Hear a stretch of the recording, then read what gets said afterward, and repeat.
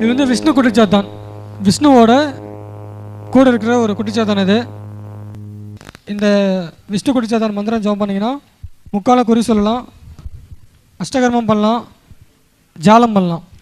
Side effect எதுனா உண்டா? எந்த எஃபெக்ட்டும் கிடையாது, யாராலும் பண்ணிக்கலாம். ஓகே. சைவ பூஜை தான், அசைவ பூஜை கிடையாது. இந்த குட்டிச்சாத்தானுக்கு அசைவ பூஜை வரும், இந்த குட்டிச்சாத்தானுக்கு சைவ பூஜை தான். உடனே வேலை செய்யும். மந்திரம் சொன்ன ஒரு 11 நாள்லேருந்தே குட்டிச்சாத்தன் வந்து விளையாட ஆரம்பிச்சிடும். இல்லை சமைச்சி, இந்த குட்டிச்சாத்தனுடைய ஸ்டோரி எப்படி சமைச்சி, அதனுடைய கதை அதை எப்படி உருவாகுது, அந்த சக்தி எப்படி உருவாகுது? சக்தி ஸ்டோரிலாம் எதுவும் கிடையாது. இப்போ எப்படி வந்து பூதகணங்கள் இருக்குது, வேதாளங்கள் இருக்குது, கிண்ணறர்கள் இருக்காங்க, யக்ஷினிகள் இருக்குது, டாகினி இருக்குது, மோகினி இருக்குது, இந்த மாதிரி இருக்கும். இது ஒரு வகையான ஒரு அசுரகணங்கள் அப்படி வச்சுக்கலாம். அசுரகணங்களில் வரும். அசுரகணங்களில் அது வந்து ஒரு இந்த பிசாசு, வேதாளம், பிசாசினிகள், நாகினிகள் இந்த மாதிரி வருது இல்லையா, அந்த லிஸ்ட்டில் வரக்கூடிய இது ஒரு தேவதை தான். கேரளாவில் வந்து 390 குட்டிச்சாத்தான் சொல்லுவாங்க, அது அந்த ஊரில் மட்டும்தான்.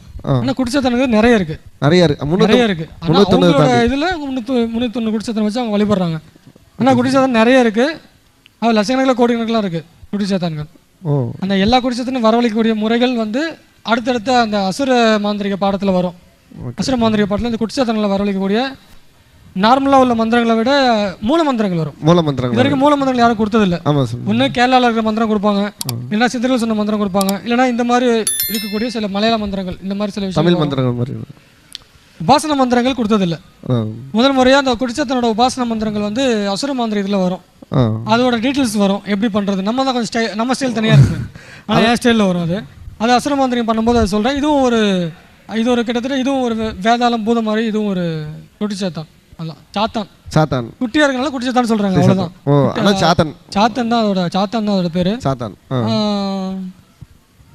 சமஸ்கிருதத்துல வாமன சாத்தான் சொல்லுவாங்க. வாமன சாத்தான்னா வாமனா குட்டி, வாமன சாத்தான் சொல்லுவாங்க. அதை வாமன சாத்தான்ங்கிறது யாரும் சொன்னா புரியாது, நிறைய பேருக்கு தெரியாது. குட்டிச்சாத்தான் சொன்னதான் தெரியும், சாத்தான் சொன்னதான் தெரியும். இது இல்லைன்னா விஷ்ணுமாயான்னு சொல்லுவாங்க சில பேர்.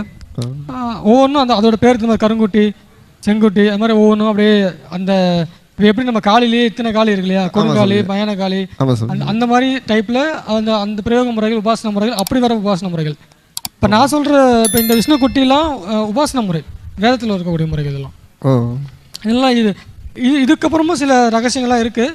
அது வந்து நான் இன்னும் கொடுக்கல, அது அசுர மாதிரியில் கொடுக்கலாம்னு சொல்லிட்டு அப்படியே ஆஃப் பண்ணி வச்சிருக்கேன். இதுவும் அந்த மாதிரி இந்த யக்ஷினி, மோகினி, வேதாளம், பூதகணங்களோட டைப், அதே மாதிரி டைப். இது சரி. இன்னும் டீப்பானா நான் கிளாஸில் சொல்கிறேன். வேலை வச்சா செய்யுமா இது? செய்யும். ஓகே, எல்லா வேலையும் செய்யும். சைடு எஃபெக்ட் எதுவும் இருக்குங்க? எதுவும் இல்லை.